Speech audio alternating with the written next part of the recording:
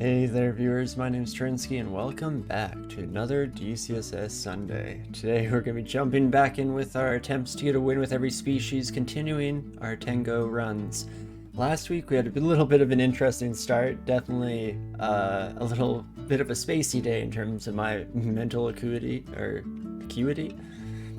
Turns out today isn't going to be much better, apparently, can't talk, but hopefully, regardless of that, we can see some good fortune with our angry bird today, because after throwing away a few innocent Tengu lives, we ended up doing pretty well with the angry bird here. For those in the know, Kevin, of course, and we're hoping that we can continue to ride this this rage into victory. Believe in the rage bird, guys. I do, Safed, I truly do. Let's hope it all turns out. Would be nice. But where we left off was just having cleared the first level of shoals here. And let's see where we left off on some of the skill-based stuff. We'll probably want to get defenses looking a little bit better. Oops, laptop's not muted today. Let's change that now before we just get an endless supply of Windows noises in the background. But it looks like we are, of course, training up long blades, trying to get our triple blade down to Mindalay at some point during the run. Might take a decent while here. Evocations, of course, is a good place to go when you're worshipping Trog. And as mentioned, I think I'm gonna start training defensive skill in the background. We could even just keep dodging going, since that should tick up nicely as we continue onwards and upwards throughout the dungeon here. I guess downwards is a little bit more appropriate, but with a little bit of an overview out of the way, let's get ready to hop into it. It's always the most nerve-wracking right at the start of jumping back into a run where I don't have the complete mental memory of how much we can get away with in each and every encounter here. Don't you know about the bird? Exactly, Bridge. Do you know the word? Hey, Drupal. Torinski found you on YouTube lately. I'm glad to hear it. Well, thanks for coming on by to the live side of things as well. Hope you enjoy. Hope in general that you enjoyed watching the videos on the YouTube side as well. Definitely loving the heck out of creating them. But okie dokie, enough continuous preamble, because I could just talk non-stop about nothing at all here. Oh, deep breath. And let's hop in. Well, that's quite the start. Immediately run into Ilsu. Okay. Throw Icicle is going to be a little bit rough. We at least have the cold resistance, thanks to our skin. Just mind this Kraken, mate. Oh, right. Well, thank you for the reminder, because I forgot just how terrible that went at the end of last stream. Rough stuff. Let's see, we don't have the File of Floods to silence Ilse. Unfortunately, we can't go Berserk and then silence. Doesn't quite work out. Regardless, I think we do have to take our new friends upstairs so we can at least ignore this Impaler. Also, what type of Trident do you have? Trident of Freezing? Okay, again, probably not the worst thing for us to come up against. Let's go upstairs, hopefully not dying in the attempt. Nope, got a couple of hits, but nothing that actually stuck, fortunately enough. Let's Box of Beasts, I think, next, just to bring in a friend. And holy moly, I think we must have reposted there, hey? We did indeed.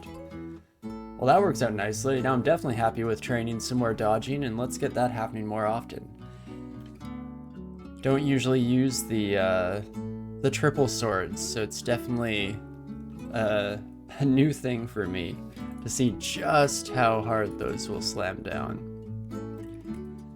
And then if Ilsu wants to just hang out in the water, we'll gladly throw down some clouds.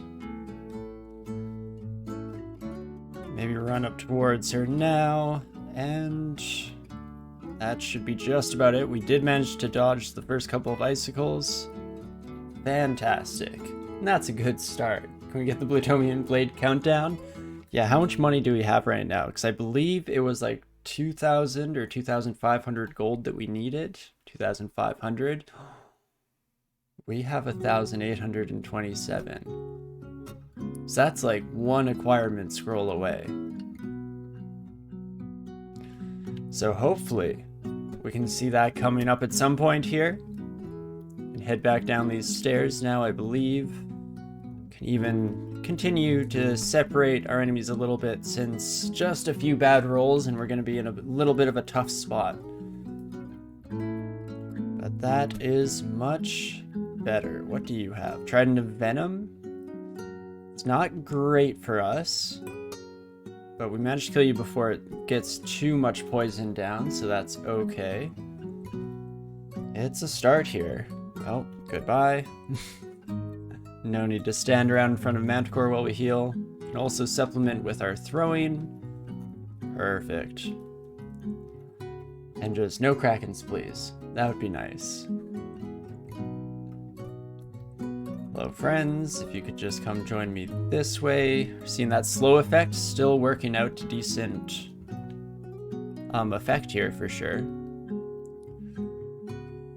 But there we go. That's exactly what we don't want to see. And that's what we were talking about when we mentioned the bad roll complex here. The classic fatality of so many dodge-based characters. Definitely puts us in an interesting spot moving forward. Ooh, that's an un-ID'd scroll, which I believe we now just have some of the more niche scrolls left. Immolation and Acquirement. 50-50 shot. Can quickly search to find an identify scroll. I don't think we left any lying around though. I don't care too much if we lose Immolation. It would be nice to have against the Royal Jelly and friends, of course.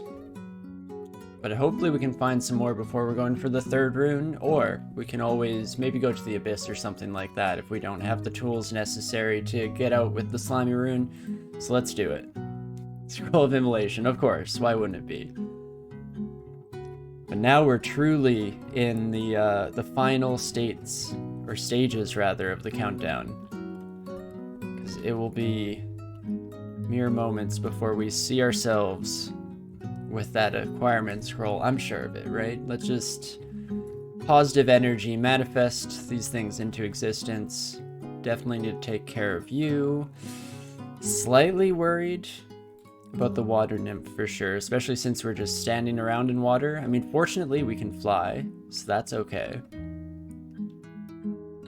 And immediately get corroded. Yeah, that's kind of what we were hoping wouldn't happen here, for being honest. So let's do Tin of Tremorstone, just try and throw down some damage. That does kill pretty much everything. Fantastic. It's a good thing to always keep in mind in shoals here is that the majority of enemies we come across don't exactly have the greatest armor. And so we're able to use things like the Tin of Tremorstones to very nice effect. Oh. Mesmerized. I see. That's what I get for not paying attention for a moment there, is I just start walking around trying to run back behind a corner. I mean, we can break this, I'm pretty sure.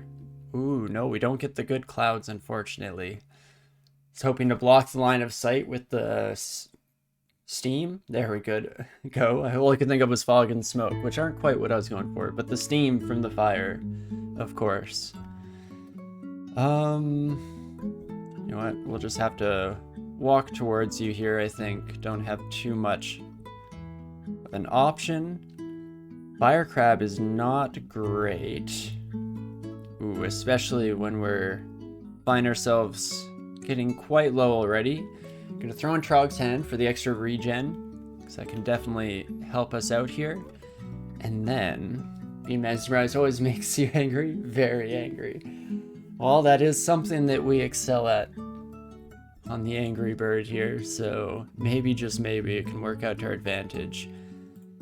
Flame Cloud is 1d12, eh? We have 1 pip of fire resistance, so that's pretty good. Unfortunately, we just don't have the health to spare.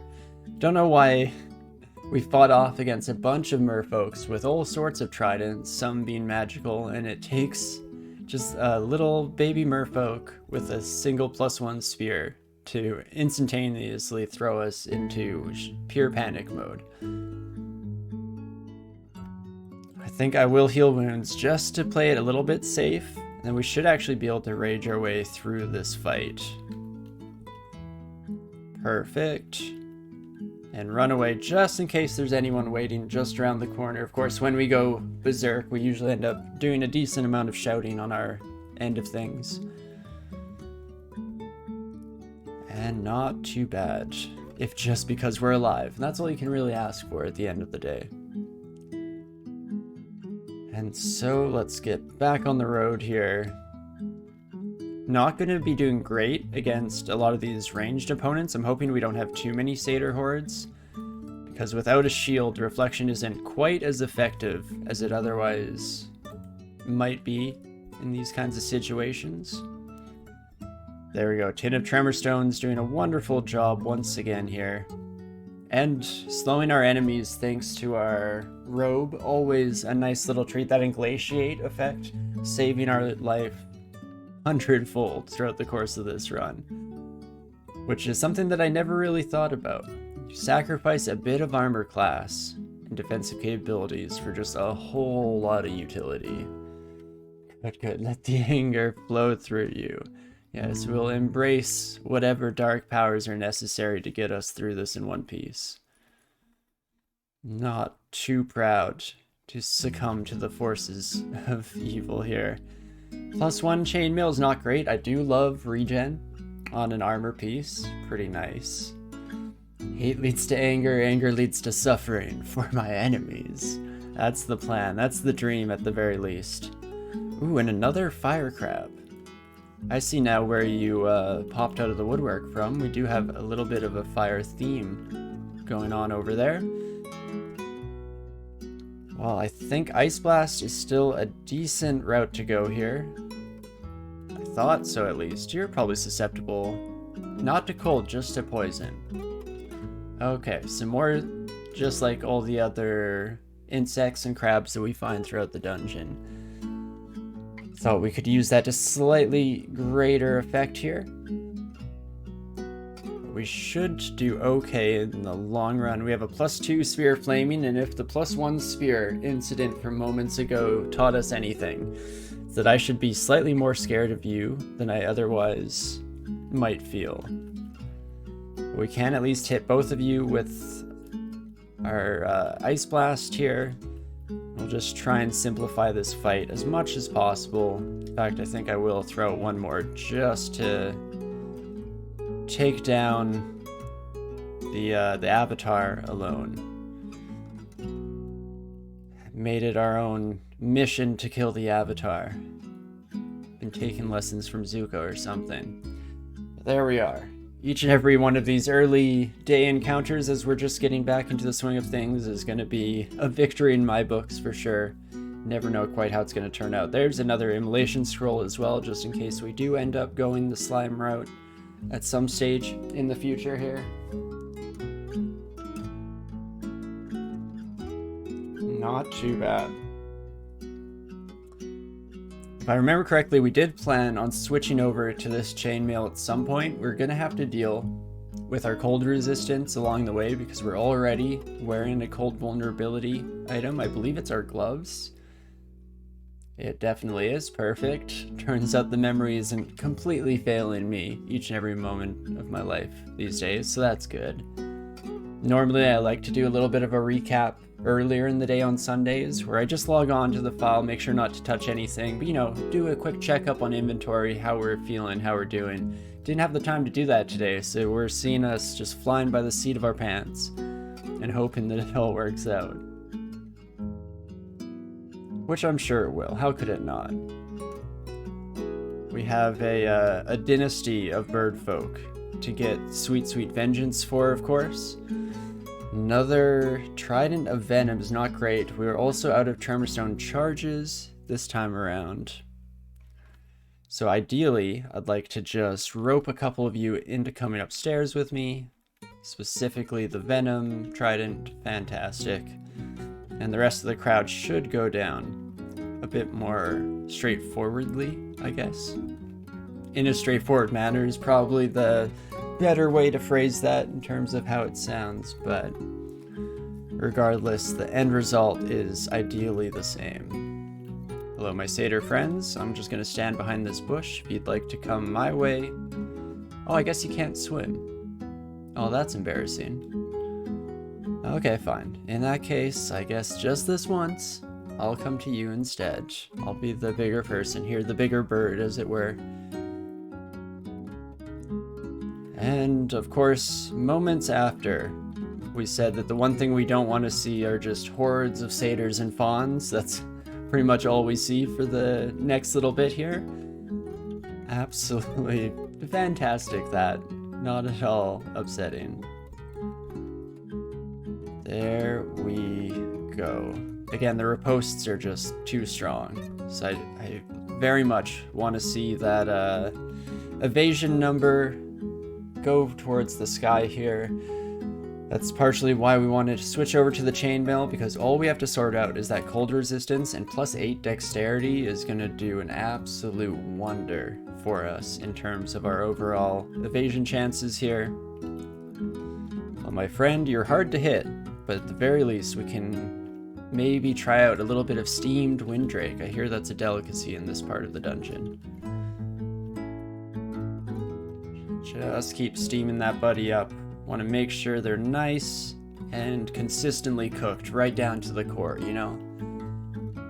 It's a true art form, the cooking of a Windrake. Secrets have been passed down in our Tengu family for generation upon generation. Larger man, the big bird, if you will. Exactly, you get it, David. The one and only. Ah. Centaurs definitely fit the bill of things that we don't wish to see. The only saving grace there is that we do have Rampage again on some piece of equipment. Oh, gloves again. Okay, so I probably just read that a minute ago and stored it away somewhere in the memory banks. That does allow us to fortunately cross the distance a little bit quicker. I'm gonna just say no to that door because I don't see why we would bother fighting a bunch of poisonous snakes. It's definitely not our forte. And there is our first Javelineer. Fortunately with other creatures, so ideally they'll come and block the way for us just a wee bit here so we can get the ball rolling. In fact, I'll dodge around the corner for just a brief moment. Oh, and there's an impaler. Fun stuff. You know what? I'm gonna hide here. How about that? Nope, that doesn't do it either. Here? Is there any safe place for me to just chill for a moment? Not so much. So now we just have to dodge a bunch of javelins, which we just barely managed to do. But you can see right away why that encounter is not exactly ideal. Can also drop some quick exclusions on these doors using E. And let's not worry about those buddies whatsoever, shall we? Little bit beyond our pay grade. No real need to stretch our limits. Don't really need your spear for myself, so I guess I can just fight you the old-fashioned way. Always have to be slightly concerned about what we're dropping into the deep water if you really want to get your hands on something for personal use, of course. Not too bad there, though. Glass cannon build's doing well for us for the time being. I'm sure that I will live to regret those words at some point along the way here. Kite Shield of Reflection is so nice, but not how we're building today. We're pure plutonium sword strats, and that's all we'll go for here. We can see that we're up to just over 2,000 gold, so we're getting there. We're on the cusp now. At the very least, I want to survive until then. Ah, how's our willpower? Not great.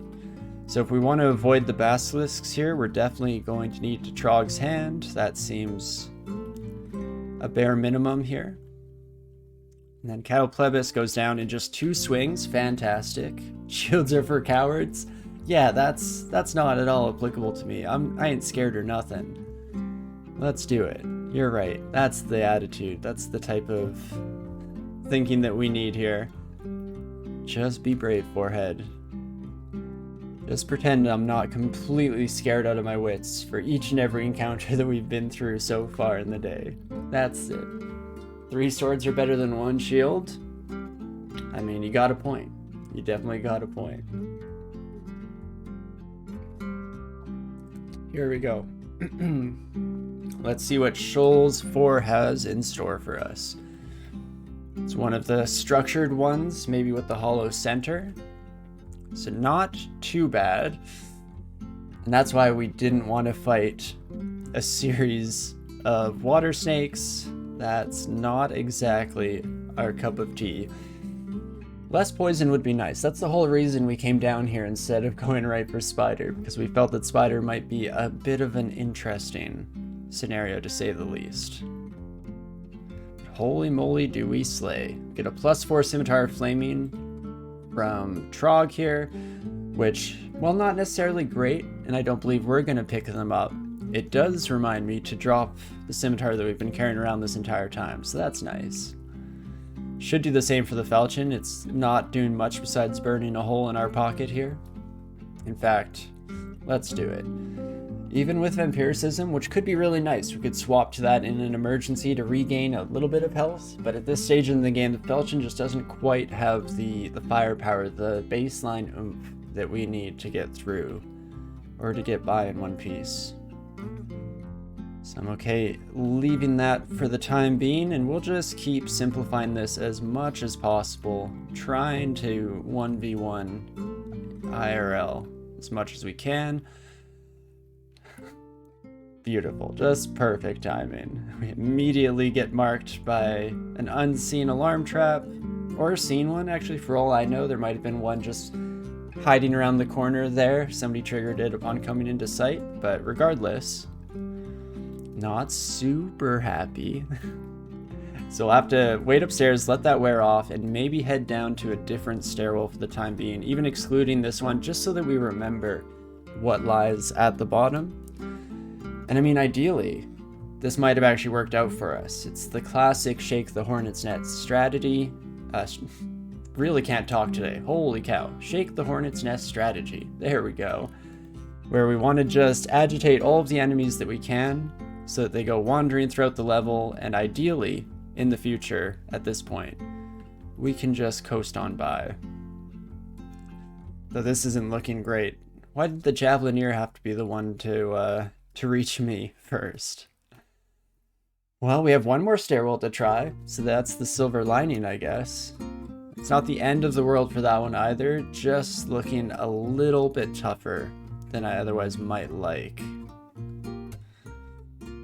Do you know what? I can bring you two to me. We have no escape up the stairwell, but that is just fine against a couple of water nymphs. No Javelineers here, so already looking a heck of a lot better than the previous journey downwards. And of course, air elementals are their own interesting beast here. One of the few things that will continue to paralyze you throughout the entire game, regardless of resistances or any of that good stuff. Fantastic. The +9 triple sword doing wonders with some of these evasive enemies. So often, the Windrakes are just a true pain in the rear here.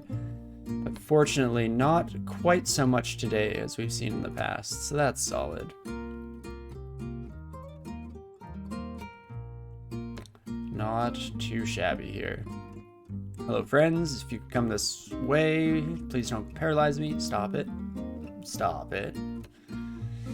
I guess we could Trog's Hand, and I might just for the resistances here, or not the resistances rather, but more so the regeneration, that's what it's called.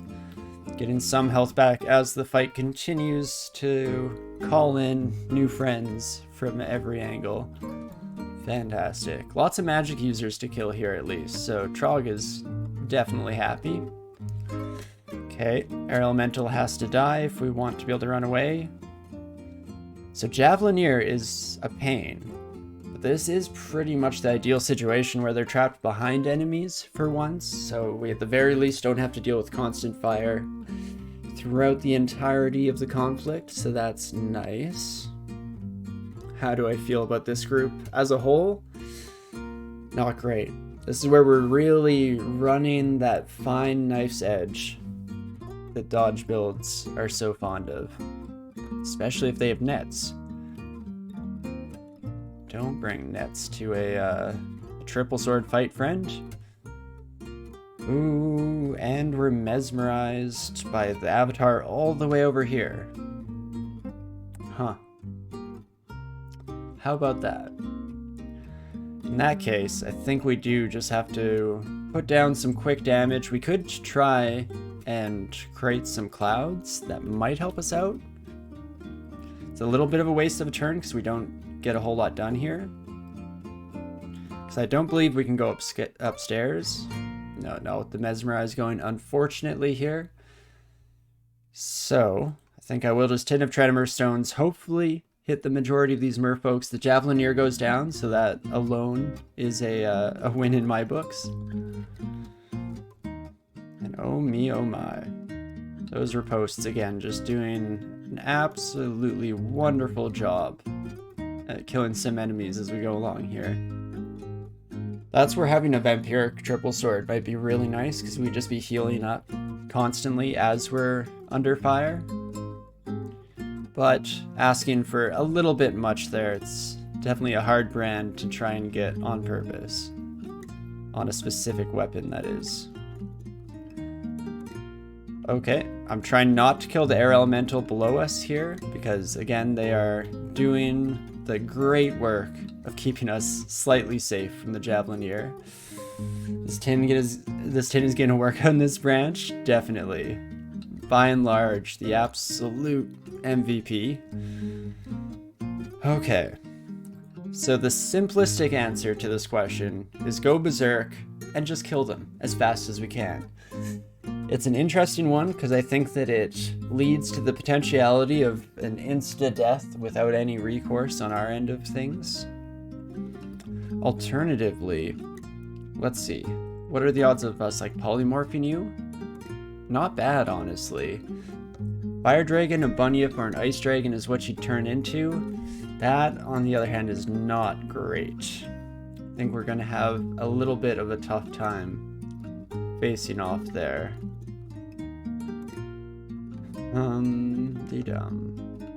It's bad how tempted I am just to go for that enrage, and hopefully it works out.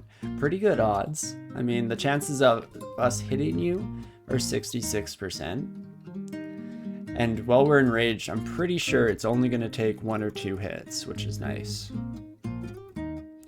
So the safer play would be to drink 1 heal wounds, which we are running low on, which is why I'm slightly hesitant of taking that branch regardless of how necessary it may seem. I think I have to, just to play it safe. Then we can enrage and just try and finish the job as quickly as possible.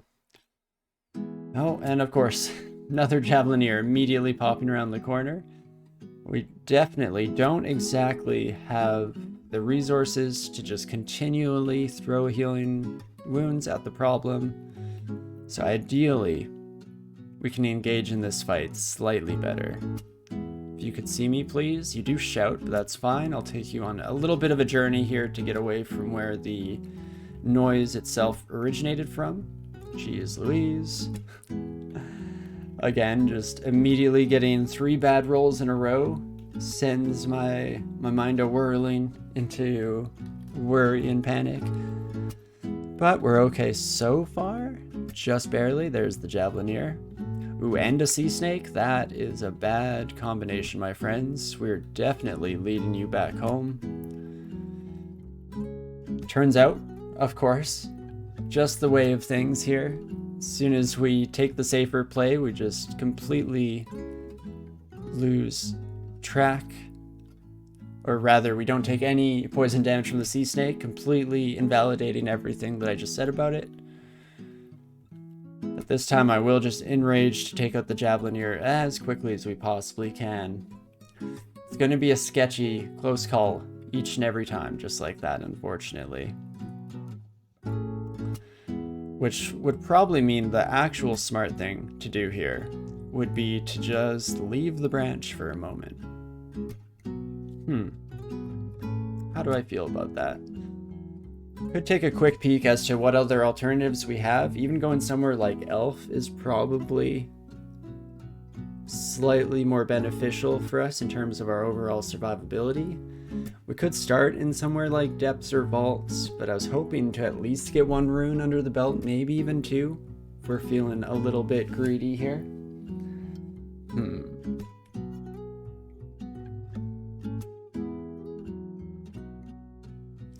It's just rough when each and every Javelineer is posing such a significant risk to us. An elf will be a little bit better. We have resistances for most of the spell types we find down there. In fact, let's take a quick peek on that side of things. Poison is always going to be a problem no matter where we go, I feel, at this stage. Our negative, we don't need positive energy too badly in elf, just against the occasional necromantic buddy. You crunch the numbers and it turns out javelins hurt? Yeah, who knew, right? Only after doing that hard-hitting research do we discover that, oh my gosh, is this absolutely terrifying and horrible for everyone involved. The one interesting thing about elf is it kind of plays into my Trog strategy in general. I like to leave elf as much as possible, if we can afford to do so, just so we have a really nice bank of piety. There's so many spellcasters in there, pretty much every enemy you encounter is going to be classified as such. And so it definitely allows you to just rocket your piety back up there after needing to use Brother in Arms or something like that over and over again. So with that in mind, I might want to hesitate just the slightest bit on heading that direction. Maybe we will head into the first floor of Spider and see how it feels. It's not impossible to do the poison branches, most namely Snake and Spider. It's not impossible to do them without resistance to poison. We've done it many times before in this very series, in fact. But it always hurts. It's always a little bit sketchy every time. Guess we can at the very least take a quick peek. As I'm so fond of saying, we can dip our toes in, take a quick temperature test of the water, see how it goes. So you, friend, have a 31% chance to hit us. You hit pretty hard. But fortunately, you're not the poison that we're oh so scared of in general. In fact, you can see that goes quite well with the triple sword. As long as we hit enemies, they're going down so fast. Can't get poisoned if we never get hit? Exactly. It's that easy, folks. Just don't get hit, forehead. But again, with the amount of damage output we have, it is possible, at the very least, for us to successfully do this. There's where you see we get into trouble. The redbacks, it just takes one. Not even just one redback, it takes one hit to immediately throw us into almost lethally poisoned, which is not great. But we can avoid that in the future, I am sure. At the very least, with Inglatiate, we might actually be able to run away from spiders, which is a liberty that we're not usually able to take advantage of, that is. Of course, all the redbacks showing up, but what else would you expect from Spider itself? We could just see nothing but jumping spiders. Oh boy, would I be a happy bird here. Oof, oof, corrosion, gotta hate it. Can fortunately find a slightly safer location for these fights, just continually heading to these faux choke points, and we are lethally poisoned. Not great. Dodge, duck, dip, dive, and dodge, the most important of D's. And of course, yes, if you can dodge a wrench, you can dodge a ball. If you can dodge traffic, you can dodge a ball. Let us, Trog's Hand helps us a little bit with the poison damage over time, just getting that extra regeneration. Entropy Weaver goes down extremely quickly, which is fantastic. And there we go. Managed to make it through with just one curing potion, which maybe isn't exactly fully sustainable, but it's not bad. It's a lot better than what we were seeing in Shoals. Heal wounds are a much more valuable resource for us at this stage. Oh, hello, Azul. Oops, that's not you. That's just the floor. Well, not having poison resistance makes you very scary. On the other hand, we have taken out stronger uniques, even this session. I mean, Ilsui is arguably a little bit tougher to deal with in Shoals. So, what I'm feeling here is a Trog's Hand. I want to get next to you. Oh no, they put me to sleep. Oh, that's bad. Okay, never mind, we're fine. Completely okay, not an issue whatsoever. But what I wanted to do was drop into Lig form just in time for that poison arrow to come through. This will give us the poison resistance we need, as well as a nice little cushion of health, so that's always pretty sweet. And then from here, reflect a poison arrow directly back into Azul. That's perfect. Is there anything else we want to do? Maybe Box of Beasts, just to hurry us up along the way, potentially take out some of these little buddies.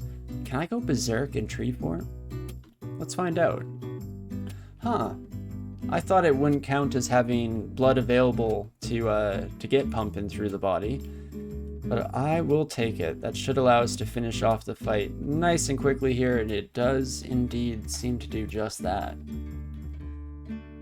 Oh me oh my, fantastic. So at the very least, we took out one of the scarier uniques, specifically when you're lacking in poison resistance. So often Azul isn't too much of a problem. You can always find those niche case scenarios in this game where you just don't quite have the resources at your disposal to be able to safely deal with something. And you gotta always be pretty happy when the pieces just fall into place and everything works out. Angry Tree, they should have recycled more. They shouldn't have killed our Ent brethren, is how I feel as well. Okie dokie. How do I feel about Spider's Nest after the initial little tester, the trial run, as it happens to be? Not great, for sure. Not great. But not the end of the world. We can definitely do this potentially slightly less dangerously than what we were seeing in Shoals 4. At least we don't have a single enemy that's immediately... Oh crap, crap, crap. What do I do? Drop everything. Just run. Just run. And you don't know where to go. Everything is scary. Welcome to DCSS with the Tengu. Ooh, Frost Caves. It's very nice. We have no magic mapping, unfortunately. All three stairs are in the same area, so I guess it wouldn't have necessarily helped us too much. I'm seeing this water here, and I'm thinking maybe there was ice and it melted? Maybe that's our ice caves? Who knows? Regardless, able to fight near some stairs, which is always a nice little thing. There's Acquirement as well. Could it be the moment of truth? I'll definitely pick this up. I might hold off on just a brief moment reading it.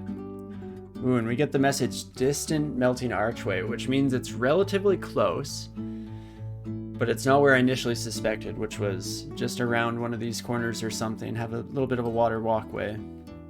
So maybe head down to the right here to start off, making sure we check each and every corner. Electric Eel, hello friend. Oh, just you hanging out in a tiny pool down here? Okay, very cool. And there we are. The ice cave itself, which we should be able to handle decently well. We're not quite in the throes of our cold vulnerability prophecy yet, so that's nice. Can drop the buckler. What else can we drop temporarily here? Could switch from protection from fire to protection from cold. Just make sure we max out our resistance in that regard before heading in here. And what else, what else? Enchant weapon can go. Enchant armor can potentially go for now. That should pretty much be good enough. We'll drop our 898 stones. Again, just a truly impressive feat of packing engineering there. Tetra skills to be jealous of, to say the least. And with that, let's hop in. It's an interesting mix here. As mentioned, we have the resistances. The tough thing is that these simulacra hit real hard. So we're going to have to just rely on our evasion and good fortune here to do a lot of the heavy lifting for us.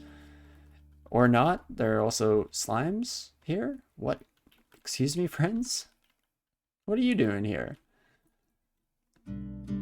Looking like we're gonna be exploring a new ice cave, or at least a design and layout that is new to me, to say the least. Would be nice if these slimes split up a little bit before getting here. I was afraid of that. You do 66. If you hit us for max once, we're gonna have to go into panic mode. I'm gonna do my best to play a little bit proactively today because I really want to get out in one piece with good old Kevin here. I think we can just enrage and try and finish the fight quickly, and that should do the trick. As long as we take our time, have the necessary patience, this should almost definitely work out for us, especially if a simulacra wants to just wander through some corrosive walls. I mean, I'm not going to complain whatsoever, friend. You do you. I wouldn't deign to try and control you as such. Quicksilver ooze, hey? It did see me. Aha. Well, at the very least, I think we can take you out the old-fashioned way. We don't have to worry too much about spellcasting or anything in that department, so that's nice. Let's see. Could take the shortcut through there. Not exactly treasures that make me jump out of my seat to instantaneously take any and all risks, so might leave them for the moment just to see if there is another route in. So often with these special timed patterns or areas, there's like the shortcut to the treasure trove that allows you to get there quicker and just face off against the big guns. There's usually a slower route somewhere along the way. Again, a simulacra taking itself out is exactly what you want to see. Fantastic. And if all goes according to plan here, we should be able to just about afford the plutonium sword. There we go. I can totally speak. Not at all an issue or nothing. Hey Brain, how's it going? Hope you're having a fantastic day. Welcome to the stream, of course. We're back in the pilot seat here. Not sure if you've tried a Tengu of Trog before. Yeah, we burned our way through a whole bunch of combinations, making a series of unlucky decisions mixed with, of course, some absolutely horrendous decision making on my part. And this is where we ended up finally seeing some success out of all things. Because I don't know if I'd ever tried a Tengu of Trog. I probably did back in the day when I was really down with a lot of the like fragile species berserker builds. I absolutely adored running Spriggans, Kobolds, and potentially Tengus of Trog as well. But these days, not so much, and it's been an interesting ride. A bit of a sketchy one, to say the least. Each and every one of these fights is down to the skin of our teeth, to say the least. Jeez, we two-shot a rock slime to DF. And that's the tricky part about that, is the rock slime only hit us once and took half of our health. So it truly becomes a battle of titans in that regard, or in that situation, where one of us is going to kill the other in just a couple of attacks. And I just have to cross my fingers and hope that it's not us.